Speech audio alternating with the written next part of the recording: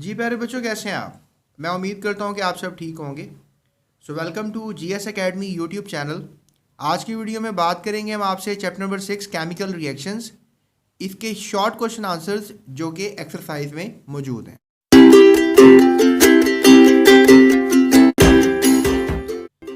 जी तो प्यारे बच्चों, अगर हम पहले सवाल की तरफ चलें तो पहला सवाल ये किया जा रहा है, डिफाइन केमिकल रिएक्शन। तो केमिकल रिएक्शन की डेफिनेशन की तरफ लिखा हुआ है, the process during which a substance changes into entirely new substance. यानी कि एक ऐसा प्रोसेस है जिसमें एक सब्सटेंस जो है वो न्यू सब्सटेंस में चेंज हो जाता है विद डिफरेंट केमिकल कंपोजिशन, और उसका केमिकल कॉम्बिनेशन भी चेंज हो जाता है, कॉम्पोजिशन भी चेंज होती है, प्रॉपर्टीज भी चेंज होती हैं। इसको केमिकल रिएक्शन कहते हैं। एक हम रिएक्शन, तो केमिकल रिएक्शन की अगर हम एग्जांपल करें तो प्यारे बच्चों, इसमें आप कर सकते हैं, जैसे नमक ले सकते हैं, ठीक है, और नमक के साथ आप रिएक्शन कर सकते हैं, पानी का कर लें।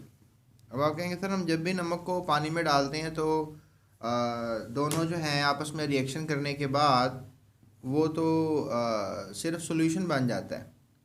तो ये बात भी ठीक है कि इन दोनों को मिलाने के बाद जो है वो सॉल्यूशन ही बनता है, लेकिन आप ये भी तो सोच सकते हैं ना कि अगर हम इसको रिएक्ट करवा दें, अगर हम इसको करंट लगा दें तो करंट लगाने के बाद रिज़ल्ट डिफरेंट होगा। यानी यू कैन से दैट कि जो NaCl है और वाटर है ये आपस में रिएक्ट करते हैं, और ये NaOH सोडियम हाइड्रो ऑक्साइड साथ क्लोरीन गैस और हाइड्रोजन गैस जो है वो बना लेते हैं। तो ये जो है आप चीज़ को सेंस कर सकते हैं। तो this is a basically chemical equation.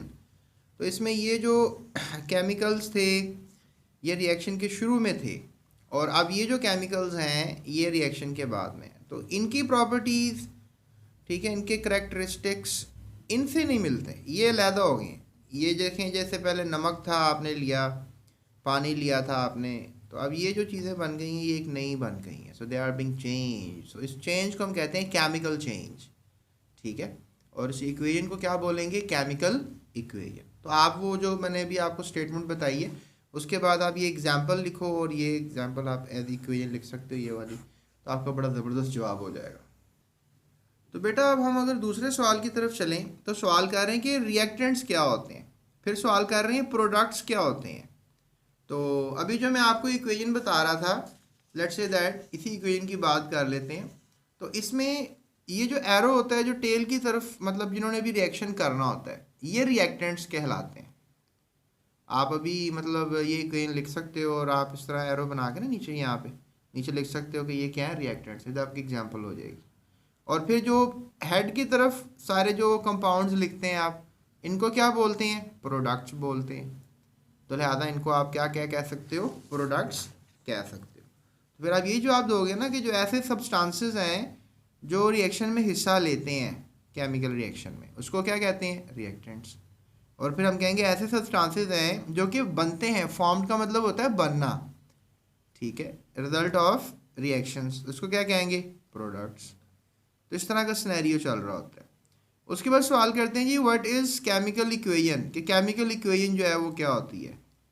तो प्यारे बच्चों, ये जो मैंने अभी आपको सामने रिएक्शन करके दिया है, इसको आप केमिकल इक्वेशन भी कह सकते हैं, क्योंकि जो केमिकल जिसमें रिएक्ट कर रहे हैं और प्रोडक्ट्स बन रहे हैं, रिएक्टेंट और प्रोडक्ट्स मौजूद हैं, तो इस तरह की इक्वेशन को क्या बोलोगे?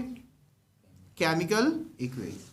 तो लिहाजा अगर हम देखें आंसर की तरफ, तो the representation of a chemical reaction in terms of symbols, formulae and science, ये देखें, ये सिंबल्स हैं क्लोरीन का, सोडियम का, ठीक है, ये साइंस है एरो का, ये एरो का साइन है जो इधर बता रहा है कि अभी रिएक्शन नहीं हुआ, इधर बता रहा है कि रिएक्शन हो गया। ये रिएक्टेंट्स हैं, ये प्रोडक्ट्स हैं। ये सब चीज़ें मिल मिलाकर क्या बन जाती है? Total mass of the products, sorry, मिलाकर क्या बन जाती है? Use for indicating physical states of substances. अच्छा, मैं आपको ये भी बताऊं कि इस इक्वेशन में जो है NaCl हमने लिया था सॉलिड, तो ये सिंबलाइज कर रहा हूँ मैं कि ये लिक्विड लिया था मैंने, और ये एक्वस बना है प्यारे बच्चों। ये जो NaOH बना है ये एक्वस है, ये गैस बनी है, और ये भी जो है क्या बनी है? गैस बनी है। तो अब आप कहोगे सर इसको हम कैसे समझें ज़रा फिजिकल वर्ल्ड में। जब मैंने एक सेल ले लिया, लेट्स से दैट ये एक सेल है, ठीक है, ये मैं आपको बना के दिखाता हूँ। तो इस सेल के अंदर क्या सिनेरियो हुआ कि जब आपने नमक भर दिया तो हमने फिर इसमें बिजली लगाई, ज़रा करंट लगाया, ठीक है, तो ये दो आउटलेट बनाए। तो ये हमने इसमें डाला क्या था, नमक डाला था, ठीक है, बल्कि मैं सेल डिफरेंट बना रहा हूँ, ये वाला बना लेते हैं सेल। तो अब ये हमने जो हो सेल बना दिया है, इसमें क्या डाला मैंने, इसमें मैंने एक्वस सोल्यूशन डाला, नमक और पानी का सोल्यूशन डाला। नमक और पानी के सोल्यूशन को ब्राइन कहते हैं प्यारे बच्चों, ठीक है, इसको दोनों इकट्ठा क्या कहते हैं, ब्राइन।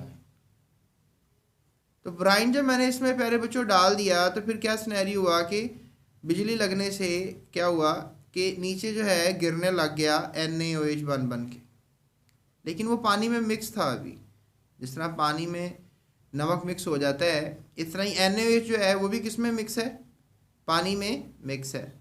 तो आप कह सकते हो कि नमक जब शुरू में आपने लिया वो तो सॉलिड था, ठीक है ना, शुरू में जब लिया वो सॉलिड ही था, पानी में तो बाद में डाला तो वो एक्वस हो गया। लेकिन वो जब एक्वस हुआ तो वो नमक तो रहा भी नहीं ना, नमक तो चेंज कर लेगा खुद को, तो इसलिए मैं यहाँ AQ नहीं लिख सकता। यू कैन से कि लेकिन जो NaOH बन रहा है वो सारा मैं एक्वस लिखूँगा। उसको एक्वस क्यों लिखूँगा, क्योंकि अभी भी वो पानी के अंदर मौजूद है। बंद करना, और यहाँ पर आप कह लो सेंटर से क्लोरीन गैस निकल रही है और यहाँ साइडों से जो है वो हाइड्रोजन गैस निकल रही है। तो आपने डाला क्या था इसमें, आपने प्यारे बच्चों इसमें नमक और पानी वाला सॉल्यूशन डाला था, बिजली लगाई थी इस सिस्टम को आप। तो नतीजतन आपको क्या मिल रहा है जी, क्लोरीन गैस मिल रही है, हाइड्रोजन गैस मिल रही है, एक्वस NaOH यानी पानी में मिक्स है। आप कह लो कि 50% NaOH का सोल्यूशन है, इसमें 50% पानी और 50% NaOH है। NaOH कहते हैं सोडियम हाइड्रो ऑक्साइड को, ये मैंने अभी लिखा भी था, ठीक है, क्या कहते हैं इसको, सोडियम हाइड्रोक्साइड। ये एक और नाम है इसका, कास्टिक सोडा।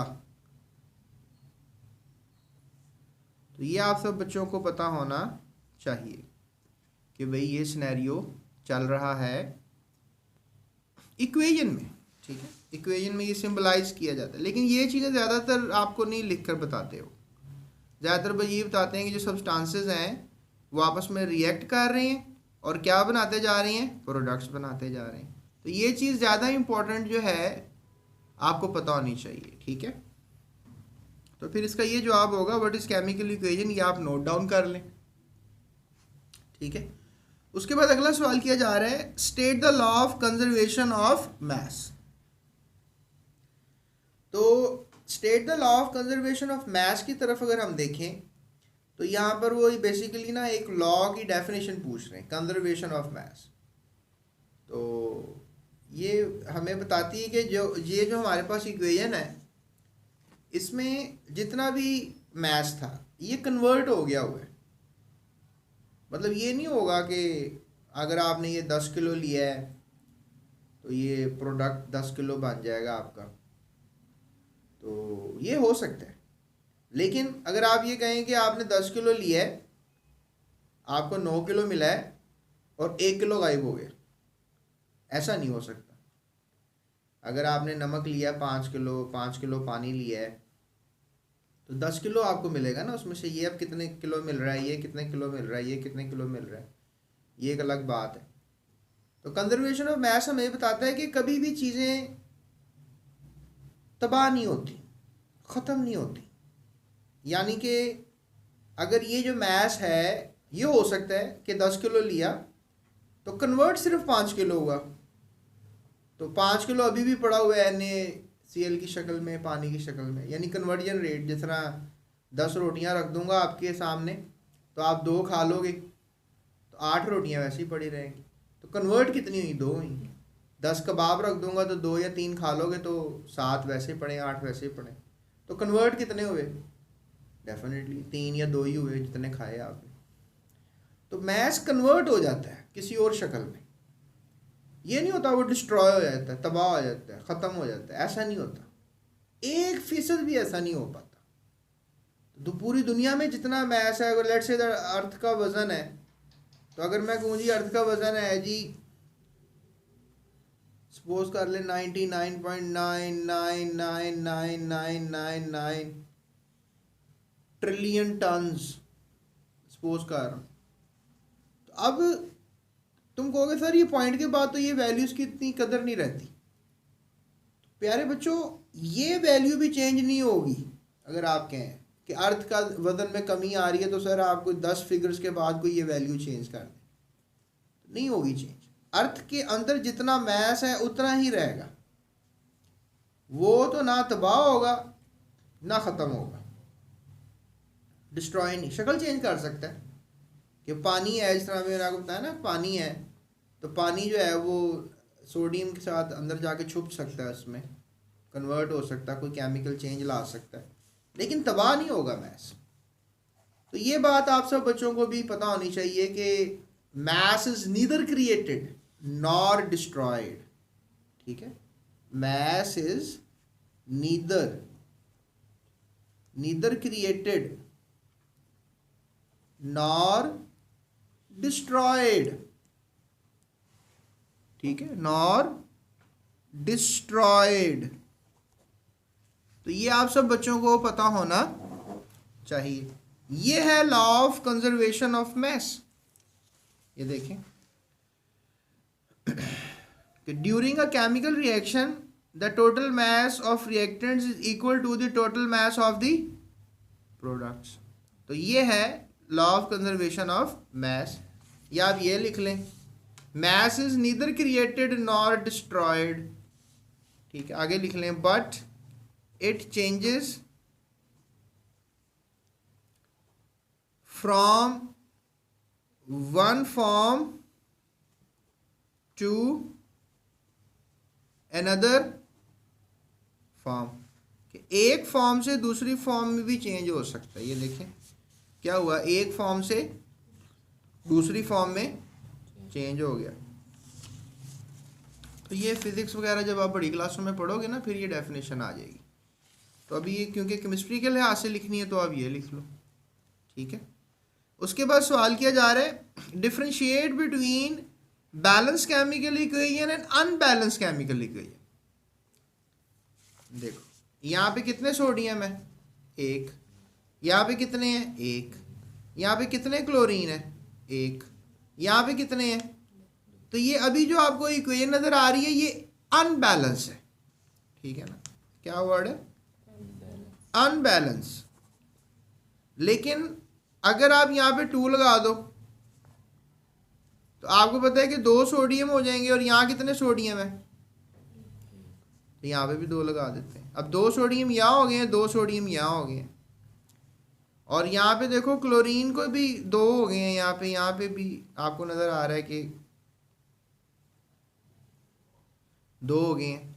और यहाँ पे देखो वाटर जो है कितने हैं, OH और H। ठीक है, जबकि हम यहाँ पे देखें तो यहाँ पे OH 2 हो गए हैं, यानी यहाँ पर एक OH है। तो फिर डेफिनेटली हमने क्या करना होगा, हाइड्रोजन टोटल 4 है ना, यहाँ पे 2 है, तो यहाँ पे भी 2 प्लेस कर देते हैं। तो यहाँ पे OH भी कितने हो गए हैं, 2, और हाइड्रोजन भी कितने हो गए हैं, 2। तो यहाँ पे हाइड्रोजन भी 2 हो गए हैं, और यहाँ पे OH भी 2 हो गए हैं।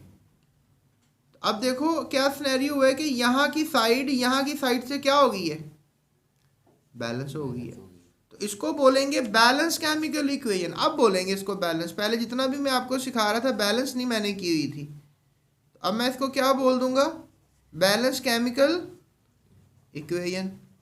अब मैं इसको बोल सकता हूँ बैलेंस केमिकल इक्वेशन। जब मैंने ये वाले नंबर्स लगाए हैं ना, अब मैं इसको बोल सकता हूँ बैलेंस केमिकल इक्वेशन। इससे पहले नहीं मैं इसको बोल सकता था। तो बस यहाँ से भी आपने यही याद रखनी है बात कि बैलेंस में और अनबैलेंस में क्या फ़र्क है।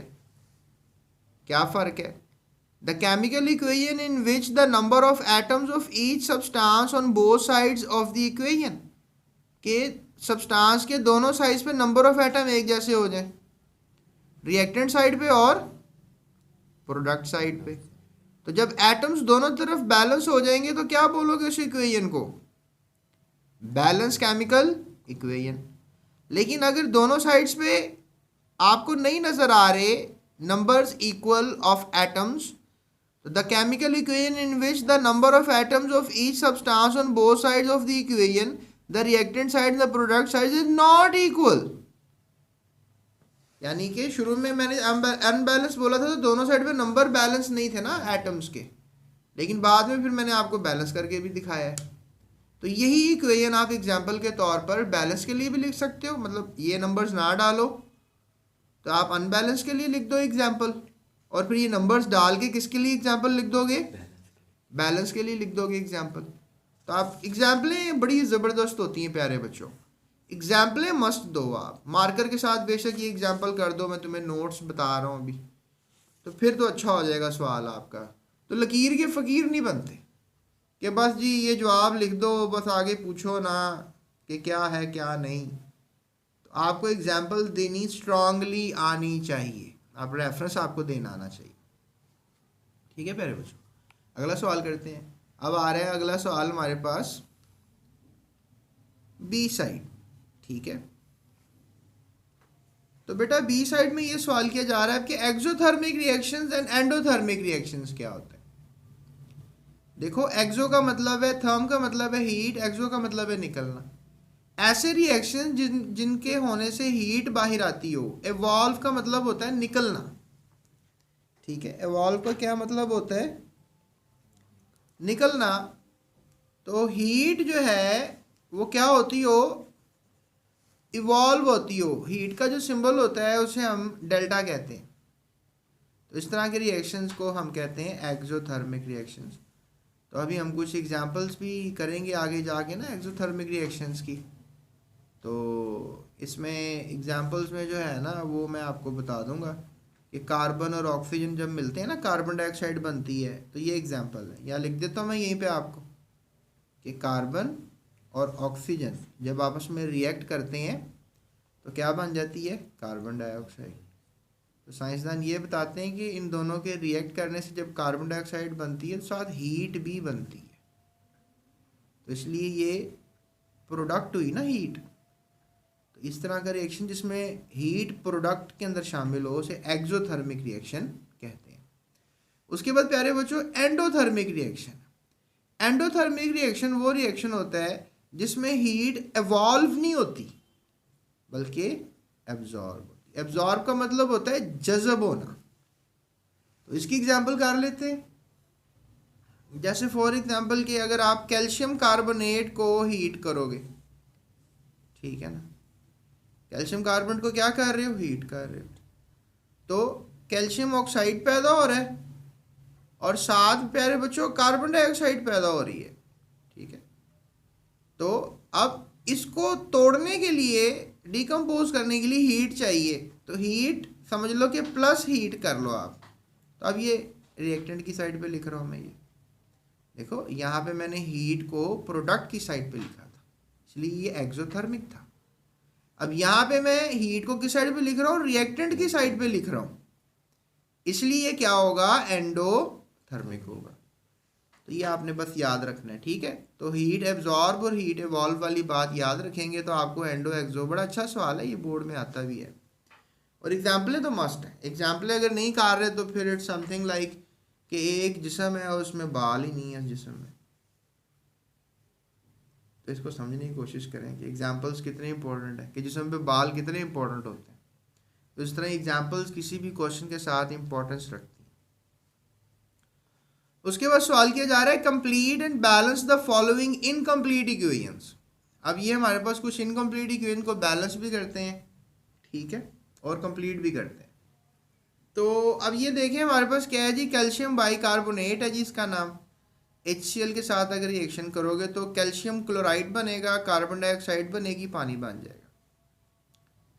तो ये हो गया आपका वो पार्ट कि कंप्लीट द इक्वेशन। बैलेंस नहीं अभी मैंने की, तो बैलेंस करना है तो यही बस इसका बैलेंसिंग होगी कि आपने यहाँ पर 2HCl लगा देना, ठीक है ना, और यहाँ पर भी 2 लगा देना है और यहाँ पर भी 2, ये बैलेंस हो जाएगी। अब तुम मुझे अगर ये कहोगे सर ये बताओ कैसे आ रही है नंबर, सबसे ज़्यादा बच्चों को ना ये प्रॉब्लम होती है। तो नंबर ऑफ एटम्स देखने होते हैं आपने ना, एक साइड पे इधर और उधर, तो वो इस तरह बैलेंस करनी होती है। जिस तरह ये देखो, अब ये सोडियम ब्रोमाइड है, क्लोरीन गैस है, सोडियम क्लोराइड के साथ और ब्रोमीन के साथ इसका रिएक्शन हुआ, तो मतलब ये इन दोनों का रिएक्शन हुआ तो ये बन गया। तो इनको बैलेंस करना है, तो यहाँ पर आपके पास देखो कोई जो है 2 सोडियम ब्रोमाइड लेने हैं आपने, ठीक है, पार्टिकल्स, एक क्लोरीन का पार्टिकल, तो 2 सोडियम क्लोराइड के और 1 ब्रोमीन का पार्टिकल बनेगा, ये बैलेंस हो रही है, ठीक है। तो ये इक्वेशन इंडिकेट करती है कि सिर्फ ये कंप्लीट हुई है, ठीक है। ये अनबैलेंस इक्वेशन है, इतना मैं आपको बताऊं। और ये इंडिकेट करती है कि ये सिर्फ कंप्लीट नहीं हुई, बल्कि ये क्या हो गई है, बैलेंस भी हो गई है, ठीक है ना। ये सिनेरियो है। जिस तरह आयरन और ऑक्सीजन को किया रिएक्शन, तो ये आयरन ऑक्सीडाइज हो गया, तो फेरिक ऑक्साइड बना, फेरिक ऑक्साइड।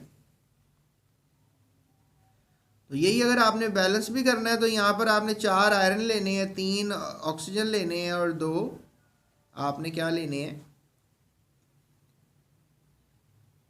फेरिक ऑक्साइड के पार्टिकल्स को लेना है, ठीक है ना।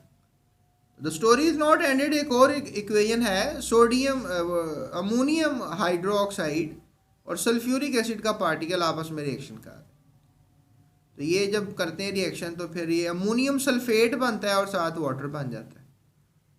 ये कंप्लीट होगी इक्वेशन, लेकिन यहाँ पर देखो ये बैलेंस हो गई है कि 2 मोल आपने लेना है अमोनियम हाइड्रोक्साइड, यहाँ 2 मोल का लफ्ज़ इस्तेमाल करते हैं, 2 मोल्स, ठीक है।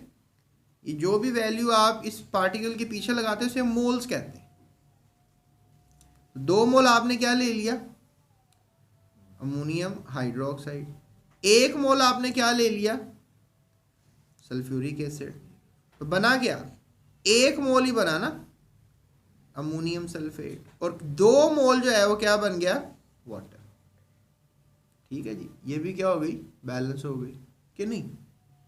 उसके बाद आखिरी इक्वेशन है जी, कंप्लीट क्या हो रही है, जिंक और HCl धातु और तेजाब का रिएक्शन है, तो जिंक क्लोराइड नमक बन रहा है, गैस बन रही है, हाइड्रोजन गैस। यहाँ पर ये जनाब हमारे पास क्या सिनेरियो हो रहा है कि ये जो जिंक है और HCl है, ये आपस में रिएक्शन कर रहे हैं, ठीक है, और 2 मोल कर रहे हैं, और फिर 1 मोल जिंक क्लोराइड हाइड्रोजन गैस बन रही है। अब तुमको सर ये तो आपने बता दिया, ज़बरदस्त हो गया, लेकिन कोई इजी मेथड बताएं, कोई जादुई छड़ी बताएं कि कैसे नंबर्स लगाएं। आप तो कह रहे हैं रट्टा लगा लें इनका, ये तो याद नहीं रहेंगे। हमें तो सर ये भी नहीं याद रहेगा बनना क्या है प्रोडक्ट्स में, ये भी भूल जाएगा, ये भी हमने कोई 10 दफ़ा याद करना है, तो फिर ये हमें याद होगा। आप माशाल्लाह तजुर्बाकार है, ज़रा कोई हमारी मदद फरमाएं, हमारी हेल्प करें। तो ऐसा करते हैं कि इस वीडियो के आखिर में ना मैं एक थंबनेल आपको दूंगा, वो आपने उस पर क्लिक करना है, वो ये वीडियो मैं आपको वहाँ पे बना के दूंगा कि ये रिएक्टेंट्स अगर ये हो तो प्रोडक्ट ये कैसे बन गए हैं। तो फिर वो आपने वीडियो को अलग से देख लेना, ताकि आप इसको इजीली समझ लो प्रोसीजर को, ठीक है। तो वो मैं आपको वीडियो का थंबनेल वीडियो के आखिर में दे दूंगा, या फिर डिस्क्रिप्शन में आप क्लिक करो, वहाँ पे लिंक पड़ा होगा, उस पर क्लिक कर लेना। तो how to balance and complete equations के नाम से मैं एक वीडियो बनाऊंगा आपके लिए, ठीक है, ताकि आपके लिए चले इसी यही स्टफ़ ले लेंगे, ठीक है, उसको सॉल्व करने के लिए यही वाला स्टफ़ इस्तेमाल करेंगे, ठीक है। चले अगला सवाल करते हैं फिर, अब टाइम वेस्ट किए बगैर। अगला सवाल किया जा रहा है जनाब कि write at least 2 examples of the following chemical reactions, यानी ये केमिकल रिएक्शंस हैं, इनकी 2 एग्जाम्पलें दे दें। Combination reaction, decomposition reaction, exothermic reaction और एंडोथर्मिक रिएक्शन। देखो प्यारे बच्चों, ये आपके सामने कॉम्बिनेशन रिएक्शन की 2 एग्जाम्पल्स कर लो, हाइड्रोजन गैस और ऑक्सीजन गैस क्या बना देती हैं मिलकर, दोनों गैसेस पानी बना देती हैं। नीचे वर्ड इक्वेशन भी लिखी हुई है ना। फिर हाइड्रोजन गैस और क्लोरीन गैस, ये दोनों गैसेस मिल जाएं तो क्या बना देती हैं, HCl gas, hydrochloric acid gas या हाइड्रोजन क्लोराइड गैस। तो ये कॉम्बिनेशन होता है कि जब A और B मिलेंगे तो एक ही प्रोडक्ट बनेगी, सिर्फ C। ये देखें, इसमें भी A और B मिले और सिर्फ एक ही प्रोडक्ट बनी, इसमें भी A और B मिले और सिर्फ एक ही प्रोडक्ट बनी। लेकिन डीकम्पोजिशन में ऐसे नहीं होता। डीकम्पोजिशन में ये होता है कि A जो है वो टूट जाएगा और प्रोडक्ट में 2 चीज़ें कम से कम नज़र आएंगी या 3 चीज़ें भी नज़र आ सकती हैं। ठीक है, फिलहाल आपको यहाँ 2 ही दिखा रहे हैं, तो ये वाली एग्जांपल है नहीं, तो आप यही मेमोराइज कर लो। डीकम्पोजिशन रिएक्शन, टूट जाना, ऐसा रिएक्शन जिसमें एक कंपाउंड जो है वो टूट जाता है 2 कंपाउंड्स के अंदर। तो पोटाशियम क्लोरेट ऑक्सीजन देने वाला कंपाउंड है, इसे ऑक्सीडाइजिंग एजेंट कहते हैं। तो ये ऑक्सीजन देता है, इसको गर्म करो ना जब, तो फिर ये ऑक्सीजन दे देता है और साथ पोटाशियम क्लोराइड एक सॉल्ट रह जाता है पीछे। यानी कि टेस्ट ट्यूब हो कोई आपके पास ना अगर, तो उसमें आपने क्या डाला हुआ है, पोटाशियम क्लोराइड डाला हुआ है। तो नीचे से अगर आप उसको हीट करो, ठीक है, बंसन बर्नर से या कोई भी हीटर से, तो फिर क्या होगा, टेस्ट ट्यूब जो है वो क्या करेगी, उसको हीट पहुंचाएगी। तो क्या होगा, ये जो कंपाउंड है डीकम्पोज होगा और फिर क्या निकालेगा, ऑक्सीजन निकाल देगा। और पीछे फिर डेफिनेटली ये सॉल्ट वो तो नहीं रहेगा ना, केमिकल चेंज आ जाएगा, क्योंकि ऑक्सीजन तो छोड़ दी उसने। इसमें जो आपको ज़्यादा सारी ऑक्सीजन नज़र आ रही है वो क्या करेगा, छोड़ देगा। तो लिहाजा ऑक्सीजन छोड़ने के बाद पीछे क्या रह जाएगा, पोटाशियम क्लोराइड। तो ये डीकम्पोजिशन रिएक्शन है कि A जो है वो कन्वर्ट हो गया B और C। यहाँ पर क्या था कि A और B मिल गए और C बनाया। तो ये कॉम्बिनेशन रिएक्शन है, इसको आप एक और नाम दे सकते हैं, एडिशन रिएक्शन।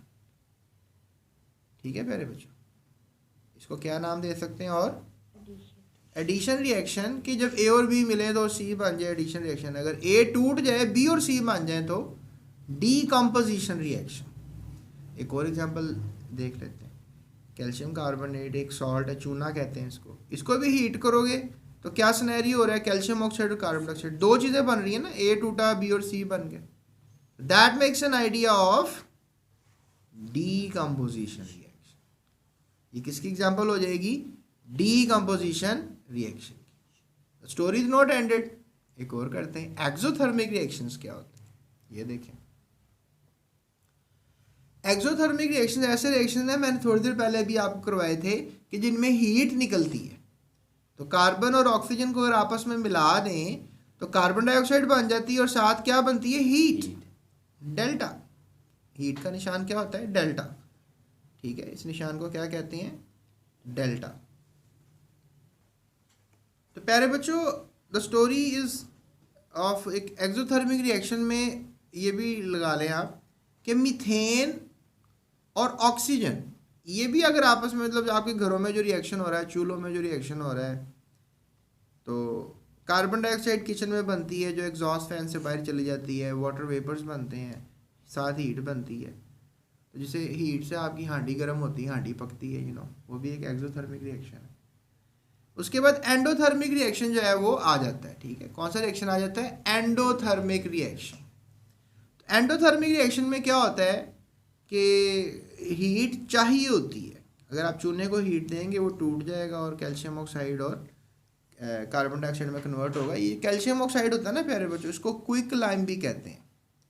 क्या कहते हैं, क्विक लाइम, इसका कॉमन नेम क्विक लाइम है।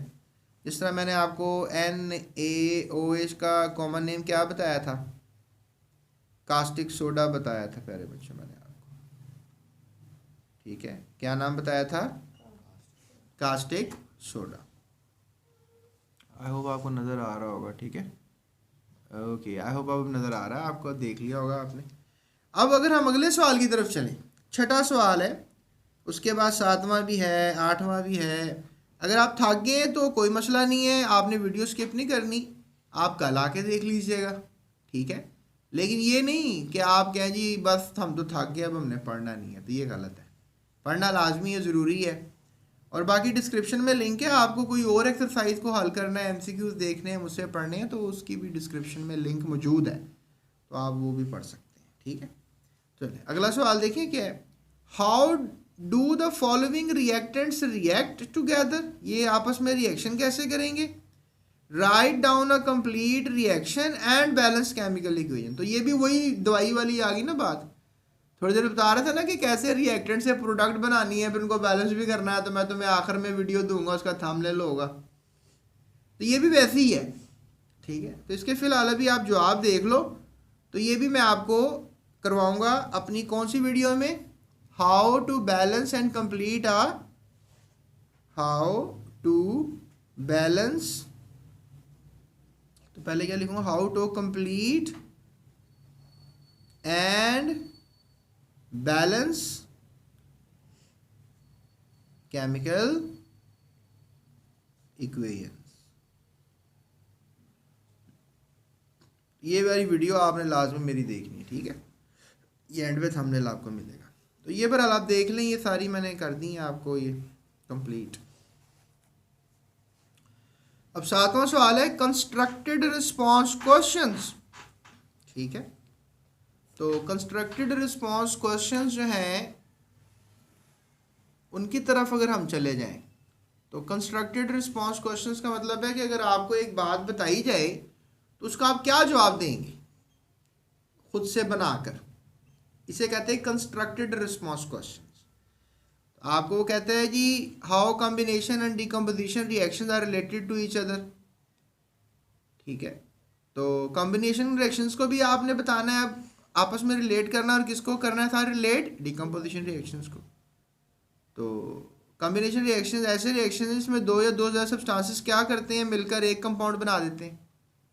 जबकि डिकम्पोजिशन रिएक्शन में क्या होता है कि एक कंपाउंड टूट कर दो या दो से ज़्यादा प्रोडक्ट्स बना देता है।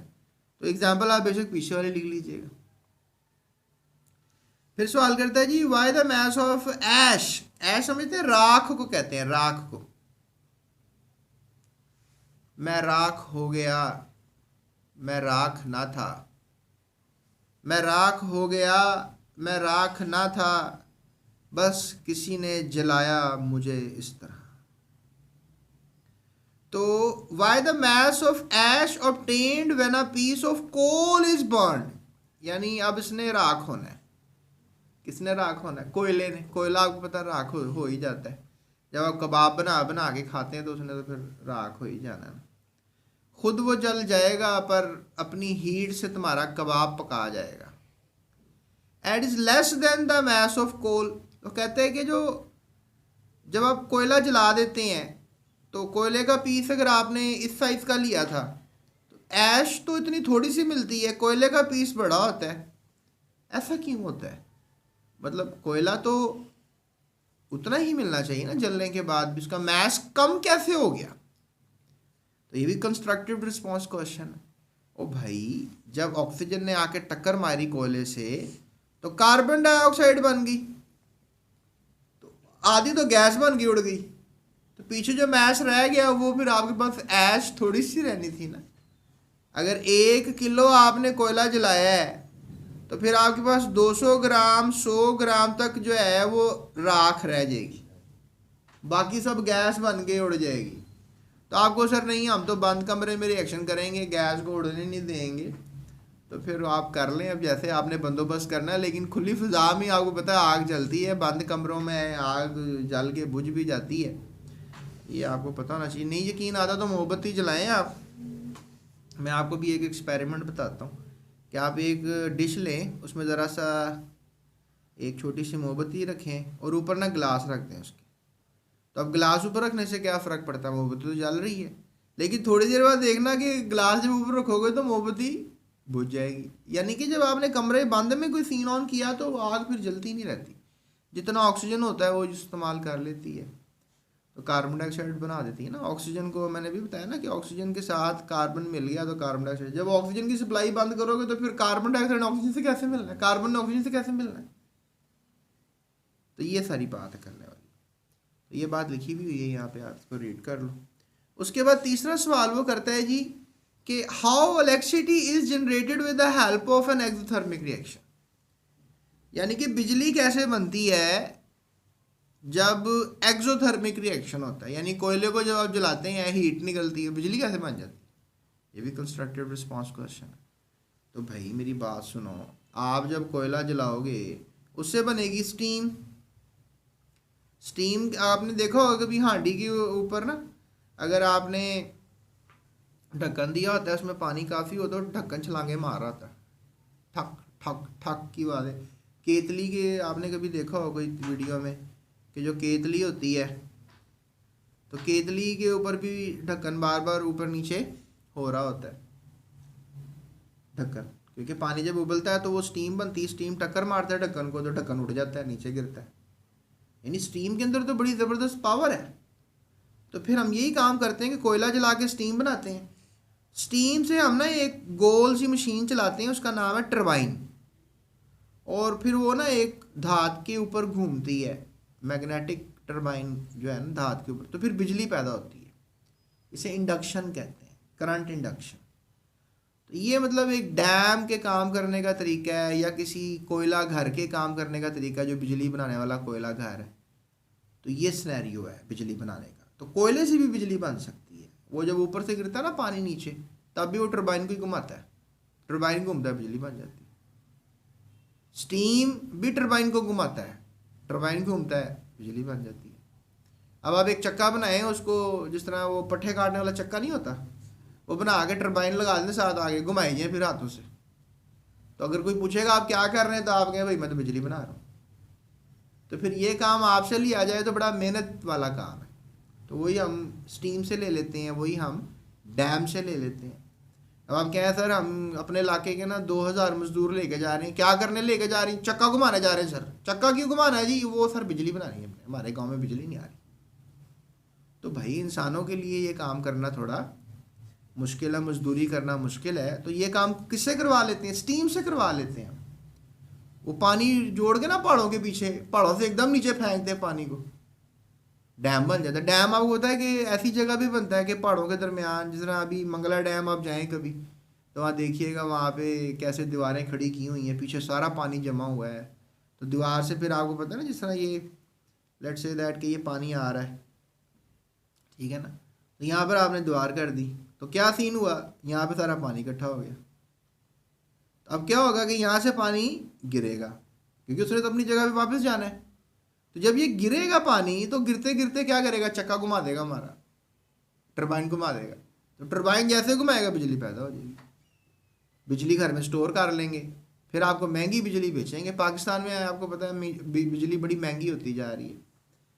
तो फिर आप भी कोई डैम बना लें किसी जगह पे जाके वैसे ये बड़ी बड़ी इन्वेस्टमेंट का काम है, ये छोटे मोटे लोग, छोटी मोटी कंपनीज ये काम नहीं कर सकते।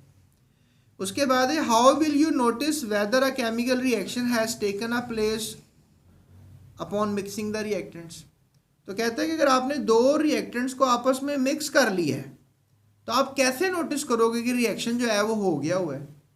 अच्छा सवाल है ना, कि आपने नमक को और किसी और केमिकल को आपस में मिक्स कर लिया है तो ये कैसे पता लगेगा कि रिएक्शन हो गया होगा?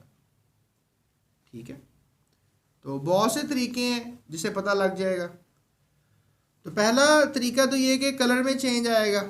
दूसरा तरीका ये कि कुछ ज़र्रात बनेंगे, प्रिसिपिटेट्स कहते हैं ज़र्रात को, ठीक है, प्रिसिपिटेट्स किसको कहते हैं? ज़र्रात बनेंगे। तीसरा तरीका ये है कि कोई गैस वगैरह निकलती हुई नज़र आएगी। अगर ये काम हो रहे हैं तो समझो दो चीज़ें जो आपस में आपने मिलाई हैं वो रिएक्शन कर गई हैं, कलर चेंज हो रहा है, ज़र्रात बनते हुए नज़र आ रहे हैं, या फिर गैस निकल रही है, या फिर उनका टेम्परेचर चेंज हो रहा है। यानी आपने जब शुरू में मिक्सचर लिया था तो उसका टेम्परेचर कुछ था, लेकिन थोड़ी देर के बाद जो है वो क्या हो गया, मिक्सचर का टेम्परेचर कुछ और हो गया, बदल गया। टेस्ट ट्यूब गर्म होगी, जिस तरह ये टेस्ट ट्यूब ली ना आपने, तो एट दी मिक्सचर जब लिया तो थोड़ी देर बाद क्या होगी, टेस्ट ट्यूब का जो टेम्परेचर है वो एलिवेट कर गया, बढ़ गया। तो ये भी इंडिकेट करता है कि केमिकल चेंज आ रहा है। चेंज इन लाइट, लाइट में चेंज आ जाए, ठीक है ना, उसकी जो लाइट गुजारते हैं उसमें से, तो उसमें से लाइट का चेंज आ जाए। जैसे when hydrogen peroxide is mixed with potassium iodide the reaction just few the many ways you can tell whether a chemical reaction has taken place upon. ये मतलब आपने ये रिएक्शन भी बता रहे हैं आपको कि ये वाला रिएक्शन आप कर सकते हैं और केमिकल चेंज का इंडिकेशन दे सकते हैं। तो the story is not over, एक सवाल और है।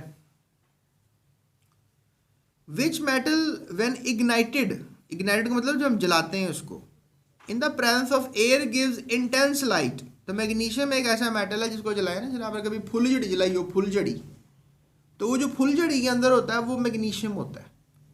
या कभी आपने देखा हो वो ऊपर जाकर ठा ठा की आवाज़ें आती हैं और फिर एक रोशनी पैदा होती है, तो वो भी मैग्नीशियम ही जला रहे होते हैं। वो मैग्नीशियम का सिंबल है Mg। जब मैग्नीशियम जो है ना ऑक्सीडाइज होता है, ऑक्सीजन से मिलता है गैस से, तो ये MgO बना लेता है, ठीक है। उसके बाद है how does photosynthesis demonstrate the law of conservation of मास। ये भी मैंने बताया था, थोड़ा जोर लगा गया आपको, कि कभी भी जो मादा है वो डिस्ट्रॉय नहीं होता, तबाह नहीं होता, बल्कि अपनी शक्ल सूरत चेंज करता है। बताया था ना अभी मैंने आपको। तो कहता है कि फोटोसिंथेसिस में भी बताया ना ज़रा होता क्या है ये, क्या ये लॉ ऑफ कंजर्वेशन जो मैथ वाला सीन फोटोसिंथेटिक प्रोसेस में होता है, पौधे वगैरह के अंदर जो रिएक्शंस हो रहे हैं, तो हाँ होता है। हवा से जब कार्बन डाइऑक्साइड जो है वो, जी, तो कार्बन डाइऑक्साइड जो है वो पानी से मिलेगी और उतने ही एटम्स बनाएगी, जितने मतलब रिएक्टेंट्स हैं उतने ही प्रोडक्ट बनेंगे। लॉ ऑफ कंजर्वेशन ऑफ मास जो है वो ब्रेक नहीं होगा। बाकी एक ये प्रोजेक्ट है जो आपको उन्होंने कहा है करने के लिए बेटे, तो इसके पॉइंट्स आप नोट डाउन कर लें। तो बेटा ये थी हमारी आज की वीडियो। होप सो आपने सारे सवालों के जवाब देख लिए होंगे। अभी आपको थंबनेल नज़र आ रहा है, मैंने कहा था मैं आपको सिखाऊंगा how to complete and balance a chemical equations. तो मेरी वो वीडियो लाजमी देखिएगा ताकि आपको थोड़ा क्लियर हो जाए। बाकी और इस चैप्टर से रिलेटेड या कोई दूसरे चैप्टर से रिलेटेड आपने MCQ शॉर्ट या कंस्ट्रक्टेड क्वेश्चंस को पढ़ना है, स्टडी करना है, तो आप डिस्क्रिप्शन में लिंक है उसको फॉलो कर सकते हैं। और हाँ, अभी इस चैनल को सब्सक्राइब लाजमी करें, क्योंकि आपकी सब्सक्रिप्शन से जो है हमें काफ़ी हौसला मिलता है। So that's it, thank you so much, अपना ख्याल रखिएगा, और GS Academy का भी। Thank you for watching GS Academy.